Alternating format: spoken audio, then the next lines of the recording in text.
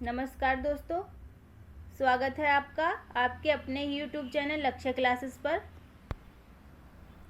रोज की तरह आज भी हम सामान्य हिंदी के कुछ महत्वपूर्ण प्रश्नों पर चर्चा करेंगे। आप सभी लोग जल्दी से जल्दी जुड़ जाइए और सेशन को शेयर कर दीजिए। जल्दी से जल्दी सेशन को शेयर कर दीजिए अपने सभी दोस्तों में, ताकि सभी जल्दी से आ जाएं और इतने अच्छे जो प्रश्न हमने बनाए हैं उनका लाभ उठा सकें। ठीक है, जल्दी से शेयर कर दीजिए भाई। चलिए चलते हैं प्रश्न पर। प्रश्न से पहले विचार पढ़ लेते हैं। सफलता का मिलना तो तय है, हमें सिर्फ अपनी संघर्ष करने की क्षमता बढ़ानी है। हम संघर्ष तो कर रहे हैं, लेकिन हमें क्या करना है, अपनी जो क्षमता है वो थोड़ी सी बढ़ानी है। क्यों बढ़ानी है? क्योंकि और भी लोग लाइन में लगे हुए हैं, और भी लोग तैयारी कर रहे हैं। हमें थोड़ी सी अपनी क्षमता बढ़ानी है यदि हमें सफलता प्राप्त करनी है। तो देखो, सफलता प्राप्त करने का एक सीधा सा फंडा है। 50%, 100% तो खैर कोई तैयारी नहीं करता, लेकिन 50% जो लोग करते हैं उनको एक फ़ायदा है कि वो सही या गलत में फ़र्क करना सीख जाते हैं। उन्हें सही ना पता हो, लेकिन इतना तो ज़रूर पता रहता है कि ये गलत है भाई, ये तो सही हो नहीं सकता। लेकिन जो 70 या 80% तैयारी कर लेते हैं किसी भी एग्ज़ाम की, उनका सिलेक्शन हो जाता है। 100% तैयारी वालों का नहीं होता है। 100% तैयारी तो किसी की होती ही नहीं है।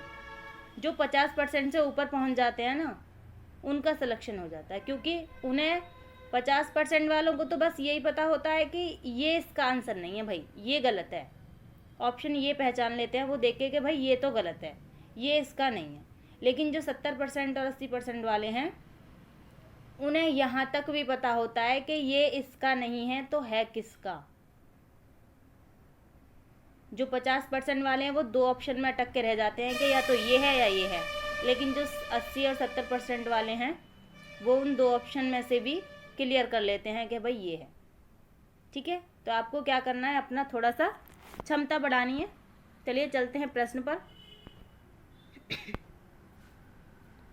प्रश्न है हमारा, निम्नलिखित में शब्दों में वर्तनी की दृष्टि से कौन सा शब्द शुद्ध है? आपको अशुद्ध बताना है। अशुद्ध कौन सा है वर्तनी की दृष्टि से?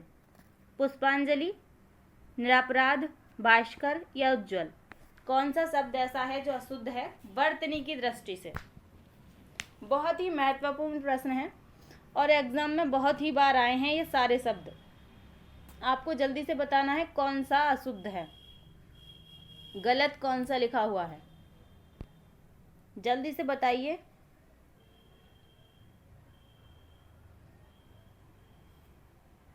चलिए जल्दी से सेशन को शेयर भी कर दीजिए ताकि सभी लोग आ जाएं। बहुत कम लोग होते हैं यार, अच्छा नहीं है ये, अच्छा नहीं लगता है।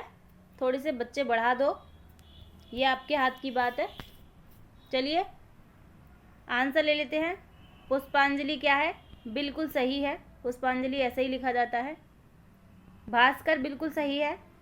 उज्जवल भी बिल्कुल सही है, उज्जवल ऐसे ही लिखा जाता है। लेकिन ये शब्द निरापराध लिखा हुआ है। निरापराध कोई शब्द होता है? नहीं होती। क्या होता है शब्द? निरपराध होता है। ठीक है, यहाँ सही से नहीं लिखा जाता, इरेज करके लिखती हूँ। शब्द क्या होता है? ये वाला हमारा ऑप्शन यही सही है, निरपराध। ठीक है, ये हमारा शब्द सही होगा, निरापराध नहीं होता है। ठीक है, आशा करती हूँ आपकी समझ में आ गया होगा। ऐसे ही छोटी छोटी गलतियाँ देता है एग्जामिनर भी, और क्या करता है वो, ऐसे ही आपको चेक करता है। चलिए चलते हैं अगले प्रश्न पर। प्रश्न है हमारा, पैर से सिर तक वाक्यांश के लिए एक शब्द है। जल्दी से कमेंट बॉक्स में आंसर दीजिए। पैर से सिर तक वाक्यांश के लिए एक शब्द क्या है? सिख नख है, सिरों पर है, पाद मस्तक है या पाद मस्तक है? जल्दी से आपको बताना है कौन सा है।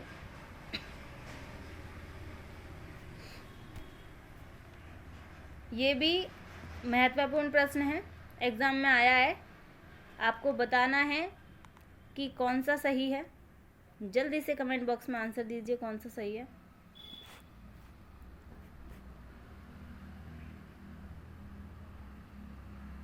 चलिए आंसर ले लेते हैं। डी ऑप्शन बिल्कुल सही है। अपाद मस्तक होता है पैर से सिर तक, ठीक है। सिख नख क्या होता है?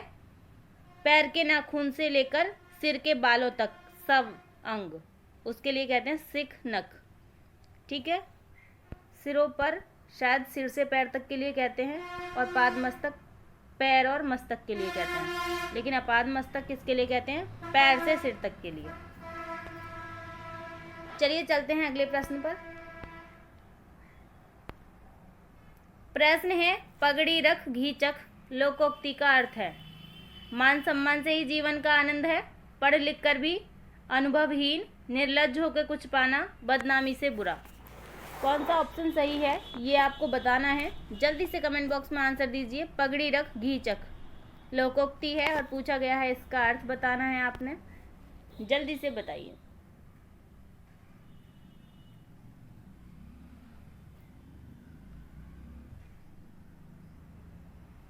चलिए आंसर ले लेते हैं। मान सम्मान से ही जीवन का आनंद ये होगा? नहीं होगा। पढ़ लिख कर भी अनुभवहीन, ये भी नहीं होगा। पगड़ी क्या होता है? पगड़ी एक सम्मान का प्रतीक होता है, स्वाभिमान का प्रतीक होता है, ठीक है। तो क्या हो गया? सी ऑप्शन हमारा बिल्कुल सही होगा, निर्लज्ज होकर कुछ पाना, ठीक है। सम्मान को खोकर कुछ पा रहा है, निर्लज्ज होकर कुछ पा रहा है, वो पगड़ी रख और घी चख, ठीक है। चलिए चलते हैं अगले प्रश्न पर। प्रश्न है हमारा, कवि और उसकी रचना का कौन सा जोड़ा सही नहीं है? सही नहीं है पूछा है हमसे, जल्दी से बताइए कौन सा सही नहीं है। शिवराज भूषण भूषण की रचना है ये, शिवराज भूषण, ये बताना है। शब्द रसायन देवदत्त की है। परिमल सूर्यकांत त्रिपाठी निराला की है। उद्धव शतक भारतेंदु हरिश्चंद्र की है। बताना है आपको कौन सी गलत है इनमें, ठीक है। जल्दी से बताइए कौन सा जोड़ा गलत है।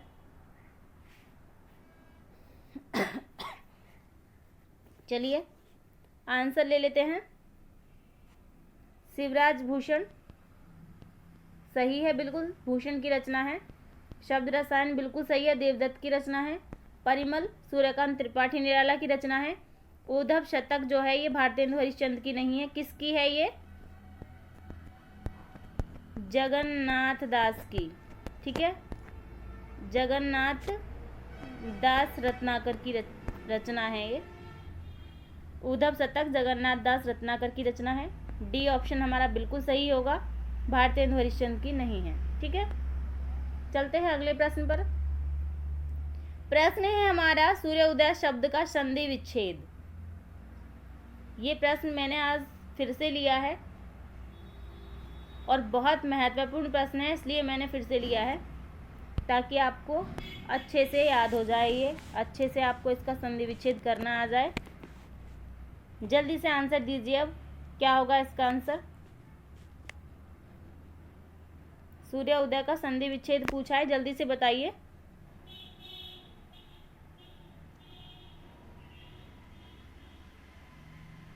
बी ऑप्शन हमारा बिल्कुल सही होगा, सूर्य प्लस उदय, ठीक है। गुण संधि है इसमें, यदि पूछे कौन सी संधि है तो गुण संधि है। जरूरी नहीं है संधि विच्छेद ही करवाए, ये भी पूछ सकता है सूर्य उदय में कौन सी संधि है, तो गुण संधि है, ठीक है। और यदि संधि विच्छेद करवाए तो सूर्य प्लस उदय होता है। बहुत लोग गलती से इस वाले को लगा देते हैं, थर्ड वाले को, लेकिन ये नहीं होता है, ठीक है, ये नहीं होता है।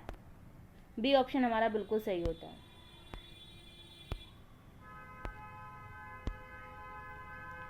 प्रश्न है हमारा, निम्नलिखित में से कौन कमल का पर्यायवाची नहीं है? कमल का पर्यायवाची नहीं है पूछा है, याद रखिएगा। कौन सा ऐसा शब्द है जो कमल का पर्यायवाची नहीं है? राजीव, कुवलय, जलद या अंबुज? आपको बताना है कौन सा कमल का पर्यायवाची नहीं है।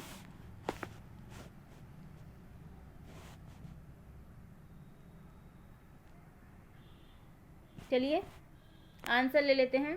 राजीव कमल का पर्यायवाची है, कुवलय कमल का पर्यायवाची है, अंबुज भी कमल का पर्यायवाची है।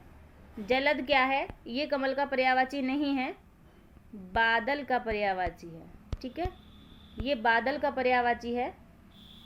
जलद का मतलब होता है जल देने वाला। जल देने वाला कौन होता है? बादल। इसकी जगह पे यदि जलज होता तो वो कमल का पर्यायवाची होता। जलज का मतलब है फिर जल में जन्मा। ठीक है, वो कमल का पर्यायवाची होता, जलज होता। ये जलद है तो इसमें बादल का पर्यायवाची है। ठीक है, समझ में आ गया होगा। सी ऑप्शन हमारा सही है। इसके अतिरिक्त भी कमल के और पर्यायवाची हैं, जैसे अरविंद है, अंबुज है, जलज है, कंज है, पुंडरीक है और पुष्कर है। ठीक है, चलते हैं अगले प्रश्न पर। प्रश्न है हमारा, रामचरितमानस की रचना किस भाषा में हुई थी? आपको बताना है किस भाषा में हुई थी रामचरितमानस की रचना। खड़ी बोली हिंदी, ब्रजभाषा, अवधी या मैथिली? जल्दी से बताइए, बहुत आसान प्रश्न है। रामचरितमानस की रचना किस भाषा में हुई? सभी का आंसर इसका सही आना चाहिए क्योंकि बहुत आसान प्रश्न है। चलिए आंसर ले लेते हैं।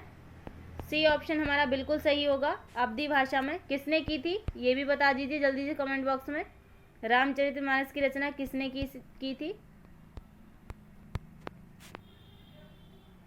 तुलसीदास जी ने की थी। ठीक है, चलते हैं अगले प्रश्न पर। प्रश्न है, कपटी मित्र के लिए सही मुहावरा। दांत काटी रोटी, आस्तीन का सांप, अकल की दुम, बनुष का कुंदा।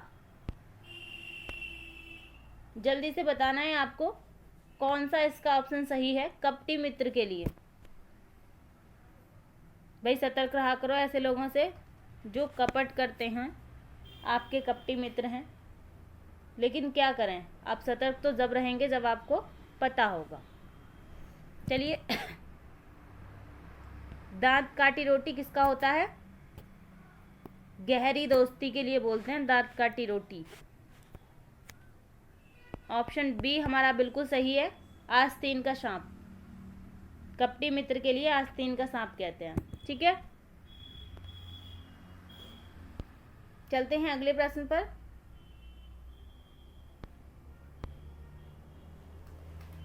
प्रश्न है, मदिरा पीने का प्याला के लिए एक शब्द। जिस प्याले में मदिरा पीते हैं उसके लिए पूछा है कि एक शब्द क्या होता है? चशम होता है, चषक होता है, चषक होता है या चषक, ये वाला चषक होता है? आपको बताना है। 4 ऑप्शन आपके सामने हैं, क्या है आंसर?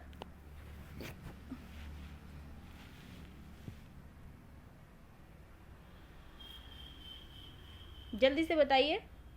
मदिरा पीने का प्याला।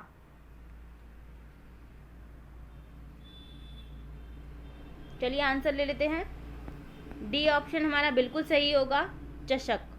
ठीक है, मदिरा पीने का प्याला इसे चषक कहते हैं। ठीक है, चषम किसे कहते हैं? नेत्र और आंख, नेत्र को अथवा आंख को चषम कहते हैं और चषक मदिरा पीने के प्याले को कहते हैं। चलते हैं अगले प्रश्न पर। प्रश्न है, निम्नलिखित में विकारी शब्द कौन सा है? जल्दी से कमेंट बॉक्स में आंसर दीजिए। विकारी शब्द कौन सा है? आज, यथा, परंतु या लड़का? ये प्रश्न बहुत महत्वपूर्ण है और एग्जाम में बहुत बार पूछा गया है, इसलिए मैंने आज ये लिया है ताकि मैं इस पर थोड़ी सी बात कर सकूं, आपको थोड़ा सा समझा सकूं कि विकारी शब्द होते क्या हैं। आज के बाद ये किसी का गलत नहीं होगा। चलिए जल्दी से आंसर दीजिए कमेंट बॉक्स में। पहले हम ये देख लेते हैं विकारी शब्द होते क्या हैं। ठीक है, क्या होते हैं विकारी शब्द? वो होते हैं जिन शब्दों का लिंग वचन कर्ता के कारण परिवर्तन हो जाता है, उसे क्या कहते हैं हम? विकारी शब्द कहते हैं। जो लिंग वचन और कर्ता के कारक के अनुसार परिवर्तित हो जाते हों, ऐसे शब्दों को हम क्या कहते हैं? विकारी शब्द कहते हैं। जो लिंग वचन और कारक के अनुसार परिवर्तित ना होते हों उन्हें क्या कहते हैं? अविकारी शब्द कहते हैं। ठीक है, अव्ययवी कहते हैं उन्हें। आज क्या है? ये अविकारी है, यथा भी अविकारी है, परंतु भी अविकारी है। इन पर लिंग वचन कारक का कोई प्रभाव नहीं पड़ता। ठीक है, कोई सा भी लिंग लगा लो, कोई सा भी वचन लगा लो। ठीक है, सीता आज गई या राम आज गया, कोई फर्क नहीं पड़ता, आज आज ही रहती है। ठीक है, डी ऑप्शन हमारा सही होगा। इसमें विकारी शब्द कौन सा है? इसमें लड़का। कैसे है लड़का, एक बार ये जान लेते हैं। लड़का है, वचन के अकॉर्डिंग देखें तो क्या हो जाएगा? लड़के हो जाएगा परिवर्तित होके, और लिंग के अकॉर्डिंग देखें तो लड़कियां हो जाएगा परिवर्तित होके। ठीक है, तो क्या लिंग वचन और कारक का इस पे प्रभाव पड़ता है। ठीक है, तो डी ऑप्शन हमारा बिल्कुल सही होगा। विकारी शब्द लड़का है। आज यथा परंतु ये अविकारी शब्द हैं, इन्हें अव्ययवी कहते हैं। आशा करती हूँ आपकी समझ में आ गया होगा। चलते हैं अगले प्रश्न पर। प्रश्न है हमारा, निजवाचक सर्वनाम का प्रयोग किस वाक्य में हुआ है? बहुत महत्वपूर्ण है ये, आपको बहुत ही ध्यान से पढ़ना है। निजवाचक सर्वनाम का प्रयोग किस वाक्य में हुआ है? यह मेरी निजी पुस्तक है। आज अपनापन कहाँ है? अपनों से क्या छिपाना, आप भला तो जग भला। जल्दी से कमेंट बॉक्स में आंसर दीजिए। जहाँ तक मुझे उम्मीद है इसका आंसर 1-2 ही लोगों का सही होगा। बहुत अच्छा प्रश्न है, बहुत ध्यान से आपको इसे पढ़ना है। चलिए जल्दी से बताइए, यह मेरी निजी पुस्तक है, आज अपनापन कहाँ है, अपनों से क्या छिपाना, आप भला तो जग भला। निजवाचक सर्वनाम के बारे में बात करता है। डी ऑप्शन हमारा बिल्कुल सही है, आप भला तो जग भला। यह मेरी निजी पुस्तक है। निज का मतलब होता है अपने बारे में बात करे, खुद के बारे में बात करे, स्वयं के बारे में बात करे। ये पुस्तक के बारे में बात कर रहा है, यह मेरी निजी पुस्तक है। ठीक है, अपने बारे में नहीं कर रहा। ये क्या है? प्रश्नवाचक है, ये भी प्रश्नवाचक है। तो निजवाचक कौन सा हो गया हमारा? आप भला तो जग भला। आप से मतलब क्या है? स्वयं, खुद। ठीक है, निजवाचक सर्वनाम की पहचान होती है अपने आप शब्द आ रहा हो, स्वतः आ रहा हो, खुद आ रहा हो, स्वयं आ रहा हो। ठीक है, मैं आप वहीं से आया हूँ। ठीक है, ये हो गया निजवाचक। मुझे अपना काम स्वयं करना पसंद है।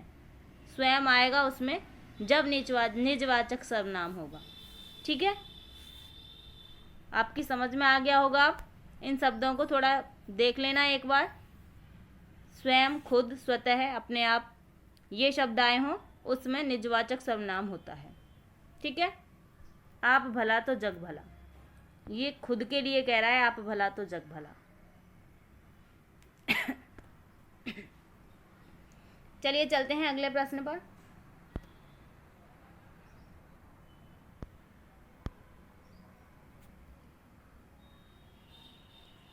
प्रश्न है हमारा, मृगनयनी में कौन सा समास है? अव्ययीभाव समास है, तत्पुरुष समास है, कर्मधारय समास है या बहुव्रीहि समास है? कौन सा समास है मृगनयनी में, ये आपको बताना है। जल्दी से आंसर दीजिए।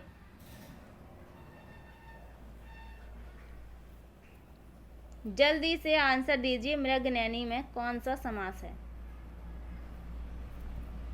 पहले मृगनयनी शब्द का विग्रह कीजिए, शायद आपको समास पता चल जाए।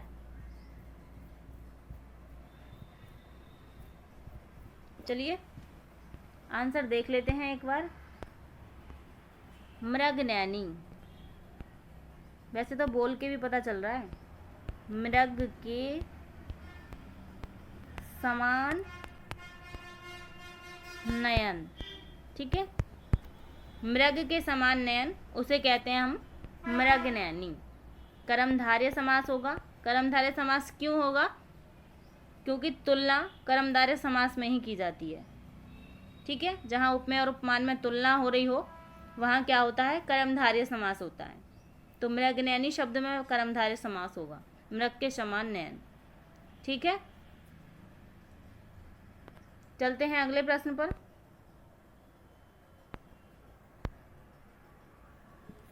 प्रश्न है हमारा, निम्नलिखित शब्दों में से स्त्रीलिंग शब्द का चयन करना है। स्त्रीलिंग शब्द कौन सा है ये बताना है हमें। जल्दी से बताइए कौन सा शब्द ऐसा है जो स्त्रीलिंग है। आसान प्रश्न है, मैंने कई बार आपको बताया भी है कैसे निकालते हैं हम कि ये स्त्रीलिंग है पुल्लिंग। जल्दी से बताइए कौन सा होगा ऑप्शन हमारा सही। चलिए भाई शेयर कर दीजिए, शेयर किया करो ज़्यादा से ज़्यादा ताकि सभी लोग जुड़ें। चलिए आंसर ले लेते हैं। सबसे पहले अपराध को देख लेते हैं। अपराध हो गया, हो गई कभी आप बोलते हैं? नहीं बोलते ना। कैसे बोलते हैं, यार मुझसे एक अपराध हो गया, है ना। तो ये क्या हो गया, पुल्लिंग है, स्त्रीलिंग नहीं है। ऑप्शन 1 हमारा कट चुका है। ऑप्शन 2 पे बात करते हैं। अध्याय, एक अध्याय समाप्त हुआ। क्या आप ये कहते हैं समाप्त हुई? नहीं कहते ना, अध्याय समाप्त हुआ ही बोलते हैं, हुई नहीं बोलते हैं। ठीक है, अब इस पे आते हैं। दूसरा ऑप्शन हमारा कट गया। स्वदेश पे आते हैं। स्वदेश, मुझे स्वदेश जाना है बोलते हैं या जानी है बोलते हैं? जाना है बोलते हैं ना, जानी है नहीं बोलते हैं। स्वदेश आया होता है, आई नहीं होता है। स्वदेश जाना होता है, जानी नहीं होता है। ये भी ऑप्शन हमारा कट गया है।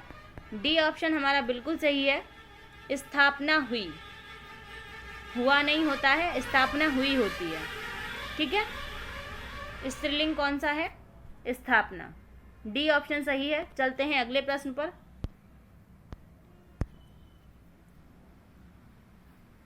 प्रश्न है हमारा, मैं आज तक परीक्षा में सफल ही हुई हूँ। रेखांकित शब्द को पहचानिए। क्या है? निपात है, विशेषण है, सर्वनाम है, संज्ञा है। मैं आज तक परीक्षा में सफल ही हुई हूँ। इसमें पूछा है तक क्या है, आपको बताना है तक क्या है। जल्दी से बताइए क्या है ये एग्जाम में पूछा जाता है प्रश्न।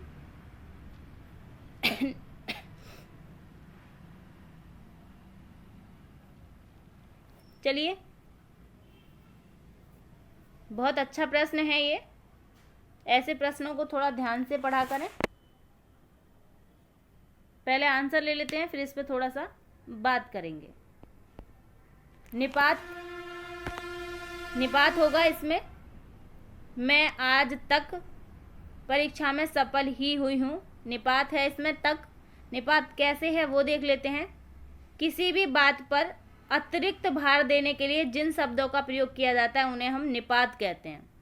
ठीक है, यहाँ तक, आज तक परीक्षा में सफल ही हुई हूँ, तक पर एक विशेष जोर दिया जा रहा है, तो ये क्या हो गया, निपात है ये। निपात के कुछ शब्द होते हैं, ऐसे नहीं है किसी भी शब्द के लिए निपात कह देगा वो। कुछ शब्द होते हैं जैसे तो, फिर, तक, भी, हाँ जी, नहीं, जी नहीं, केवल, मत, क्या, भी, हाँ। ठीक है, ये शब्द ऐसे होते हैं जो निपात में प्रयोग होते हैं। आप इन शब्दों को एक बार नोट कर लेना। काश शब्द भी ऐसा होता है, काश, काश ऐसा होता, ये भी निपात होता है काश शब्द। ठीक है, आशा करती हूँ आपकी समझ में अच्छे से आ गया होगा। किसी भी बात पर अतिरिक्त भार देने के लिए जिन शब्दों का प्रयोग किया जाता है उन्हें निपात कहते हैं। चलते हैं अगले प्रश्न पर। प्रश्न है हमारा, जिन संज्ञाओं से एक ही प्रकार की वस्तुओं अथवा व्यक्तियों का बोध हो उन्हें क्या कहते हैं? आसान प्रश्न है लेकिन थोड़ा ध्यान देने की ज़रूरत है। जिन संज्ञाओं से एक ही प्रकार की वस्तुओं अथवा व्यक्तियों का बोध हो उन्हें क्या कहते हैं? व्यक्तिवाचक संज्ञा कहते हैं, जातिवाचक संज्ञा कहते हैं, भाववाचक संज्ञा कहते हैं या द्रव्यवाचक संज्ञा कहते हैं? कौन सी संज्ञा है ये आपको बताना है। जल्दी से कमेंट बॉक्स में आंसर दीजिए।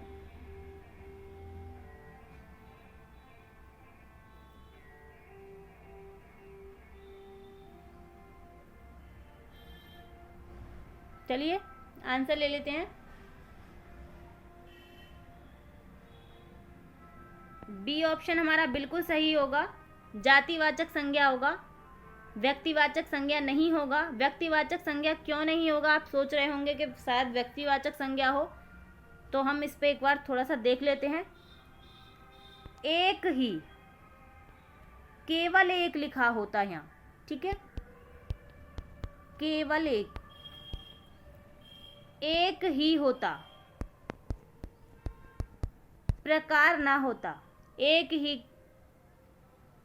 तो क्या होता, मात्र एक ही, बिल्कुल एक होता या फिर केवल एक होता। केवल एक वस्तु या केवल एक व्यक्ति का बोध होता है, वो क्या होता है, व्यक्तिवाचक होता है। एक व्यक्ति और एक वस्तु, ठीक है। लेकिन यहाँ कह रहा है एक ही प्रकार की वस्तुओं अथवा व्यक्तियों। एक ही मतलब बहुत सारी हो सकती हैं, लेकिन एक ही प्रकार की हैं, तो यहाँ जातिवाचक है, एक ही प्रकार की हैं, लेकिन क्या वस्तुएं या व्यक्तियां बहुत सारी हो सकती हैं, जातिवाचक संज्ञा है। यहाँ पे प्रश्न पे थोड़ा ध्यान दिया करो, प्रश्न हमारा कह क्या रहा है, एक ही प्रकार कह रहा है। वो प्रकार का मतलब होता है बहुत सारी चीजें हैं, ठीक है, जातिवाचक संज्ञा है इसमें। चलते हैं अगले प्रश्न पर।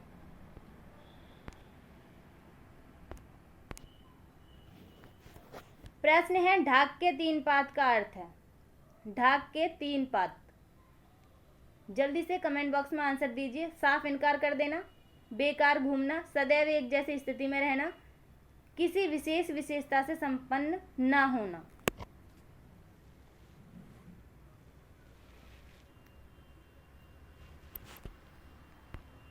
चलिए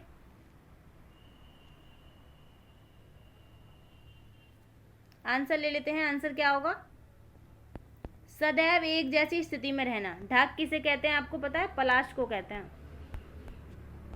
ढाक। आपने पलाश के पत्ते देखे हैं, आप किसी भी पेड़ पे देख लो, पूरी दुनिया में कहीं भी जाके देख लेना, लेकिन पलाश के पत्ते क्या होते हैं, एक जैसे ही होते हैं। कहीं भी चार, उनमें एक एक विशेषता होती है। जैसे एक बेल पत्थर का पत्ते देखे हैं आपने, क्या होते हैं, तीन होते हैं वो। कहीं भी जाके देख लेना आप, चार नहीं मिल सकते आपको, तीन ही होते हैं। चार नहीं मिल सकते आपको कहीं भी, तीन ही मिलेंगे हमेशा। दो भी नहीं मिल सकते, तीन ही मिलेंगे। सदैव एक जैसी स्थिति में रहना, ठीक है।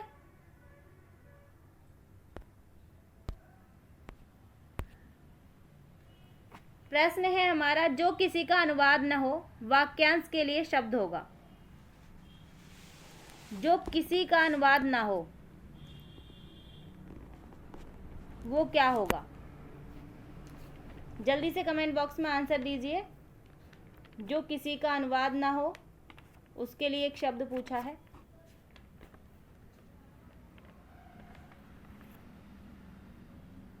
जल्दी से आंसर दीजिए, अच्छा प्रश्न है ये भी। ए ऑप्शन हमारा बिल्कुल सही होगा, मौलिक है ये, मैलिक नहीं है भाई, मौलिक। जो किसी का अनुवाद ना हो उसे क्या कहते हैं, मौलिक कहते हैं, ठीक है। जो पढ़ने योग्य ना हो उसे अपठनीय कहते हैं, ठीक है। दो रचना दो तरह की होती हैं, मैं ये थोड़ा सा समझा दूं। रचना जो है वो दो तरह की होती हैं, एक मौलिक और दूसरी अनुदित, ठीक है। अनुदित होती है दूसरी। मौलिक जो होती है वो मूल व्यक्ति द्वारा लिखी गई होती हैं, उसी व्यक्ति द्वारा लिखी गई होती हैं, किसी का अनुवाद नहीं होती हैं, वो खुद स्वयं द्वारा लिखी गई होती हैं, मूल व्यक्ति द्वारा। अनुदित जो होती हैं रचनाएं वो दूसरे के द्वारा लिखी गई होती हैं, ठीक है। इसलिए मौलिक जो किसी का अनुवाद ना हो उसके लिए कहते हैं। आशा करती हूँ आपकी समझ में अच्छे से आ गया होगा। चलते हैं अगले प्रश्न पर। प्रश्न है, किस वाक्य में अकर्म क्रिया है? जल्दी से बताइए, किस वाक्य में अकर्मक क्रिया है? बच्चा गहरी नींद में सो रहा था, मजदूर छाया में सस्ता रहा था, बालक पतंग उड़ा रहा था, दो छात्र बातें करते हुए जोर जोर से हंस रहे थे। जल्दी से बताइए, अकर्मक क्रिया किस वाक्य में है? किस वाक्य में अकर्मक क्रिया नहीं है? पूछिए भाई, ध्यान देना है आपको। नहीं है अकर्मक क्रिया, ठीक है। क्रिया को पकड़ो, किसी भी क्रिया को, और क्या किसने पूछो उससे पता चल जाएगा।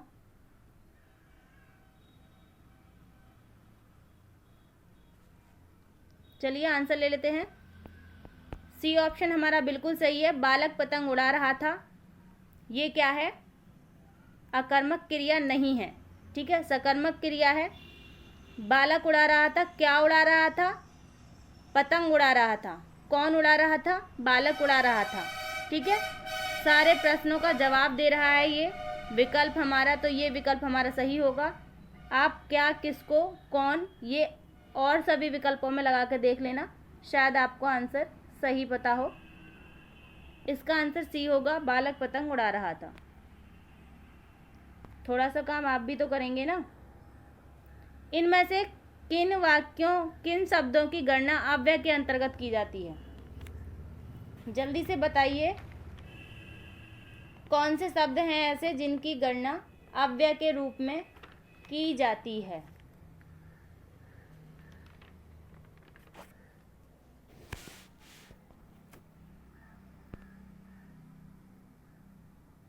जल्दी बताइए। क्रिया विशेषण है, संज्ञा है, विशेषण है या क्रिया है? इनमें से किन शब्दों की गणना अव्यय के रूप में की जाती है? आंसर ले लेते हैं पहले, फिर इस पर थोड़ा सा बात करते हैं। क्रिया विशेषण होगा, कैसे होगा थोड़ा ये देख लेते हैं। अव्यय मैंने अभी बताया था, कौन से होते हैं अव्यय? अव्यय वो होते हैं लिंग वचन का प्रभाव जिन पर नहीं पड़ता है, उन्हें अव्यय अविकारी कहते हैं, ठीक है। अव्यय या अविकारी उन्हें कहते हैं। देख लेते हैं हम थोड़ा इसको पहचान कर। वह काला घोड़ा तेज दौड़ता है, ठीक है, तेज दौड़ता है। भैया स्पेस थोड़ा कम है, आप समझ लेना। वह काला घोड़ा तेज दौड़ता है, वह क्या है? सर्वनाम है, ठीक है।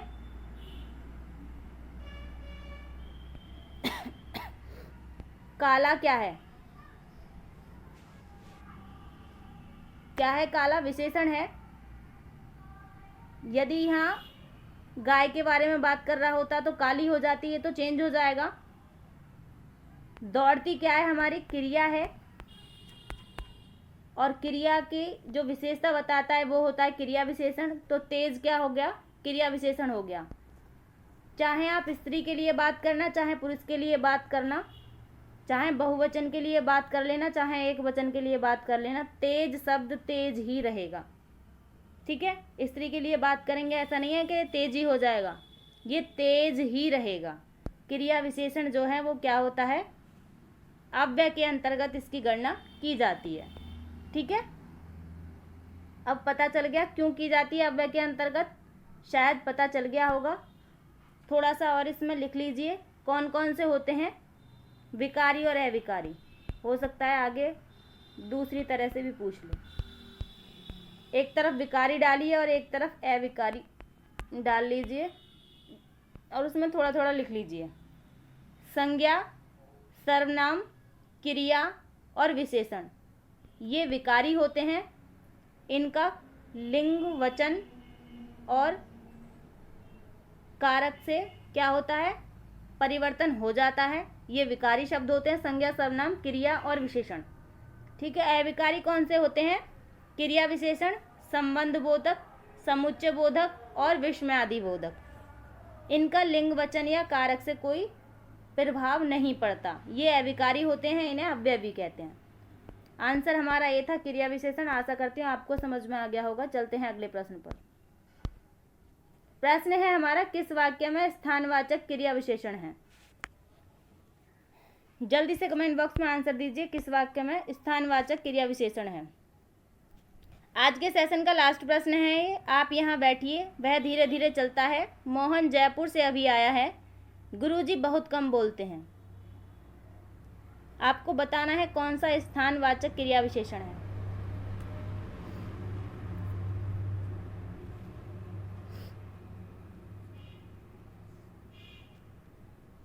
चलिए आंसर देख लेते हैं इसका। ए ऑप्शन हमारा बिल्कुल सही होगा। कैसे होगा एक बार ये देख लेते हैं। बैठना क्या है? हमारी क्रिया है। और कहाँ बैठिए? यहाँ बैठिए। स्थानवाचक क्रिया विशेषण लगा हुआ है। क्रिया से जो पहले लगा होता है वो क्रिया विशेषण होता है। ठीक है, बैठना कहाँ है? यहाँ बैठना है, ये क्रिया विशेषण है। तो क्या हो गया हमारा? स्थानवाचक क्रिया विशेषण। ए ऑप्शन हमारा बिल्कुल सही होगा। आज के सेशन का लास्ट प्रश्न था ये। आशा करती हूँ आपको सेशन अच्छा लगा होगा। यदि अच्छा लगा हो तो कमेंट करके एक बार बताइएगा ज़रूर। ठीक है, इतनी देर तक सेशन को देखने के लिए धन्यवाद। लाइक, शेयर एंड सब्सक्राइब करते रहिएगा।